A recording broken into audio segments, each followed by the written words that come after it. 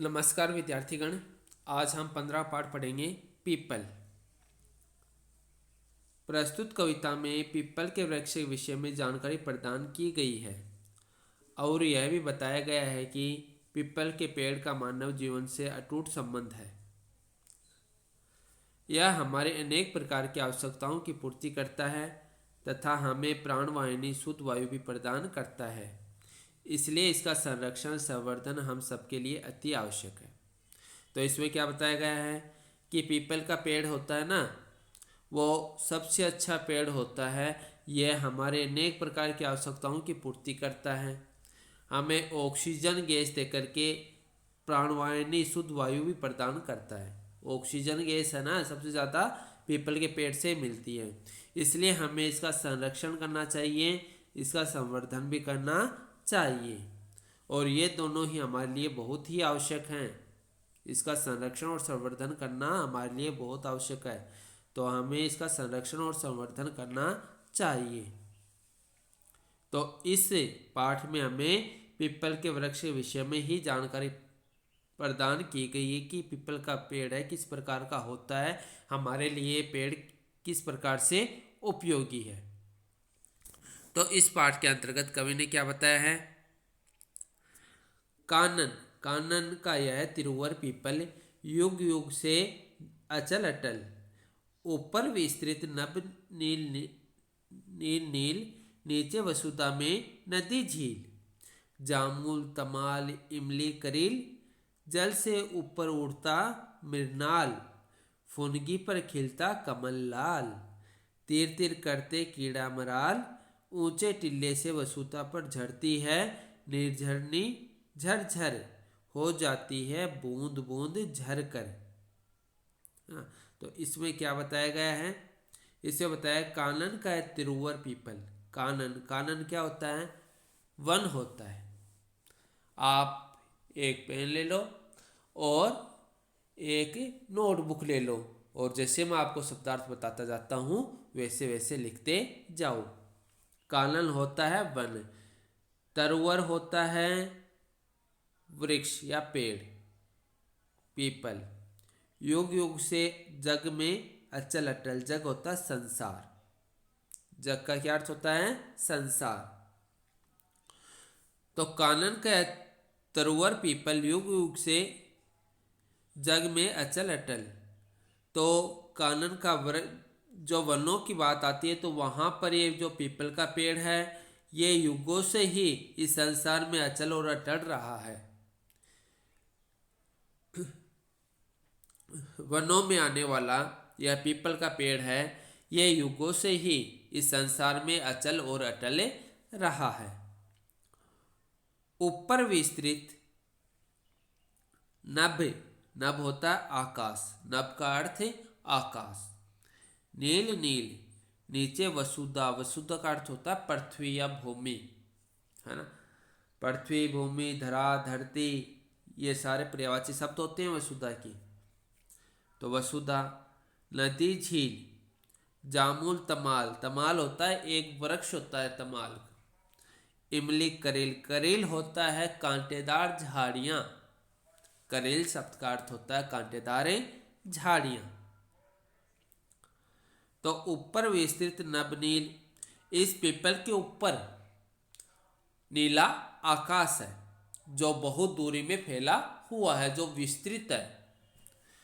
इस पीपल के पेड़ के ऊपर विस्तृत नीला आकाश है और इस पीपल के नीचे वसुधा में नदी झील, पृथ्वी पर नदी और झीलें बहती रहती हैं।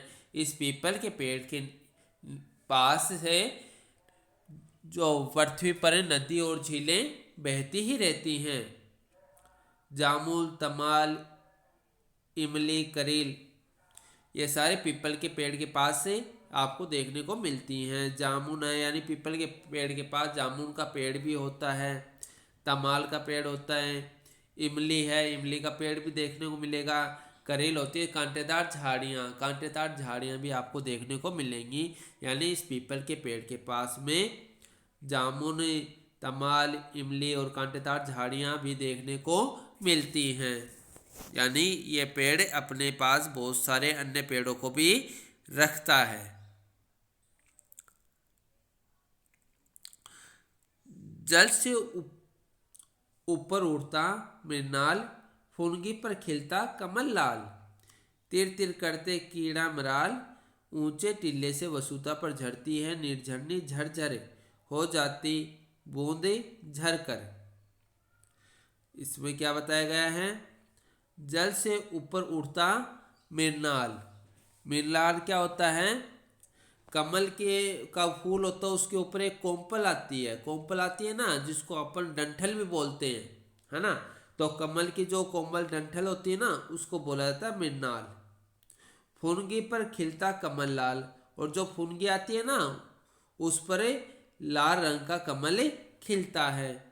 यानी कमल का फूल जल में तो खिलता है, जैसे आप इसे चित्र में भी देख सकते हो, कमल का फूल है वो जल में ही खिला हुआ है ना। तो उसके लिए बताया है कि जल से ऊपर उड़ता मृणाल। मृणाल होता है ये जो डंठल होता है ना कमल का, ये देखो डंठल दिखाई दे रहा है ना, मैं निशान लगा रहा हूँ ना यहाँ पर, ये डंठल है ना, तो इसको कहते हैं। फिर फुनगी पर खिलता कमल लाल, और फिर जो फुनगी होती है इसी पर ही ये कमल का फूल है, लाल रंग का कमल का फूल खिलता है।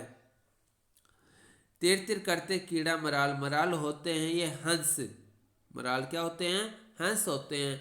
और ऐसे में जब कमल के फूल खिलने लगते हैं तो हंस भी खुश हो जाते हैं और कीड़ाएं करने लगती हैं। कीड़ा क्या होते हैं? खेलना, और खेलने लगते हैं यानी कीड़ा करने लगते हैं। ऊंचे टिले से वसुधा पर झरती है, निर्झरनी झरझर। ऊंचे टिले से वसुधा, वसुधा का अर्थ होता है पृथ्वी। वसुधा का अर्थ क्या होता है? पृथ्वी। पर झरती है निर्झरनी, निर्झरनी होती है नदी। निर्झरनी किसको कहते हैं? नदी को कहते हैं झरझर। तो ऊंचे टिल्ले से, ये देखो ऊंचा टिल्ला इसको बताया गया है, ऊंचे टिल्ले से, है ना।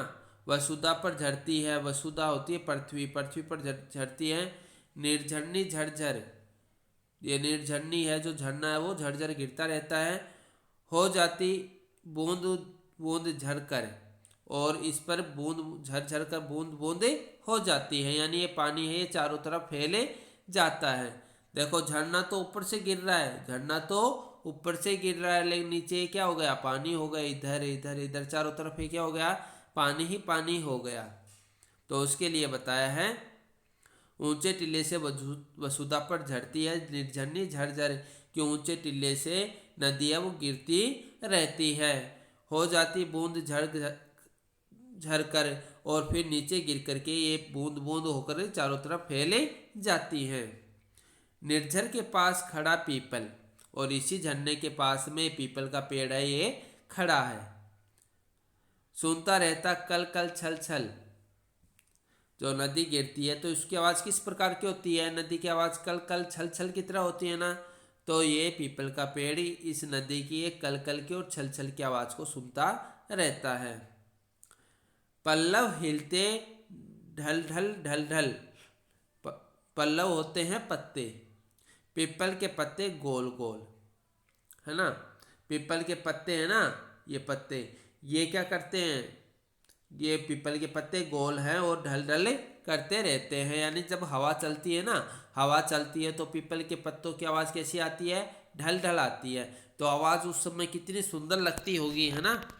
जब नदी का पानी है वो तो कल कल छल छल करता है, और पेड़ के पत्ते कहते हैं ढल ढल ढल ढल, है ना। तो इस प्रकार की ध्वनि बहुत ही अच्छी लगती है।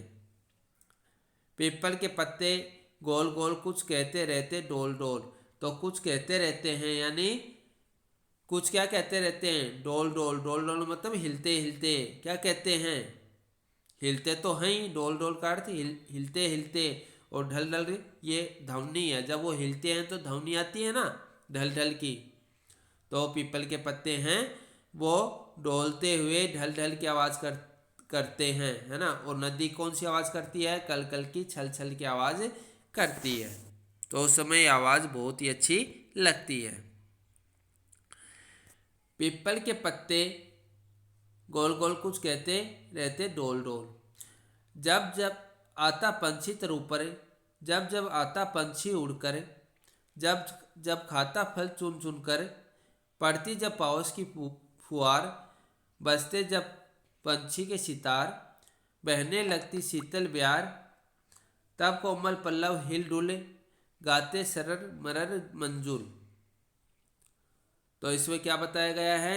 इसमें बताया गया है कि जब जब पंछी आता तर ऊपर, पंछी, पंछी का अर्थ होता है पक्षी, पंछी का क्या अर्थ होता है? पक्षी।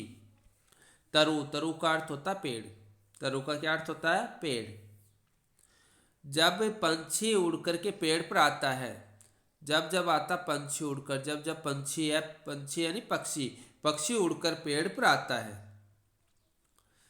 जब जब आता पंछी तर ऊपर, जब जब आता पंछी उड़कर, जब पक्षी उड़कर के पीपल के पेड़ पर आता है, जब जब खाता फल चुन चुन कर, तब तब वह पीपल के पेड़ पर कुछ फल लगते हैं ना, आपने देखे होंगे फल लगते हैं, तो पक्षी उन फलों को खाते हैं।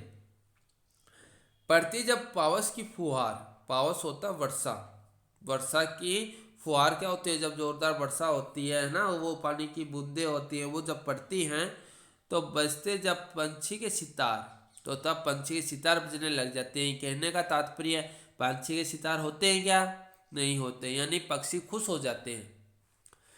जब पक्षी पीपल के पेड़ पर आते हैं और फिर वर्षा होने लगती है, और जब वर्षा की बूंदें पक्षियों को लगती हैं, उनके जो फुहारे होते हैं वो लगते हैं, तो पक्षी खुश हो जाते हैं। बहने लगती शीतल ब्यार, शीतल होती है ठंड, शीतल का अर्थ क्या होता है? ठंडी, ठंडी। ब्यार होती है हवा, और जब वर्षा होती है उस समय जब हवा चलती है तो वो कैसी होती है? ठंडी होती है। तो जब वो वर्षा होने पर जब वो हवा चलती है, ठंडी ठंडी हवा चलती है, उससे पक्षी खुश हो जाते हैं। तब तब कोमल पल्लव हिल डुल, गाते सरर मरर मंजुल।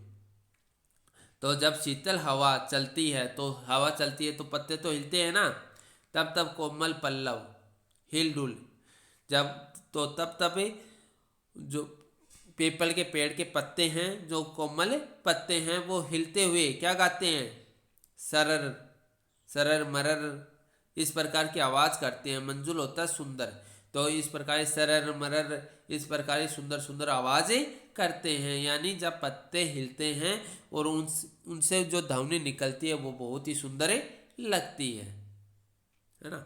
तो जब वर्षा की बूंदें होती हैं, वर्षा हो जाती है और उसकी जो बौछार होती हैं वो पक्षियों के लगती हैं, और जो शीतल हवा चलती है और पत्तों की जो आवाज़ आती है सरर मरर, तो ये सारा दृश्य बहुत ही सुंदर लगता है। पेड़ों के पत्तों की आवाज़ वर्षा ऋतु में बहुत ही सुंदर लगती है ना। तो आज हम इतना ही पढ़ेंगे, इतना आपके समझ में आया होगा। धन्यवाद।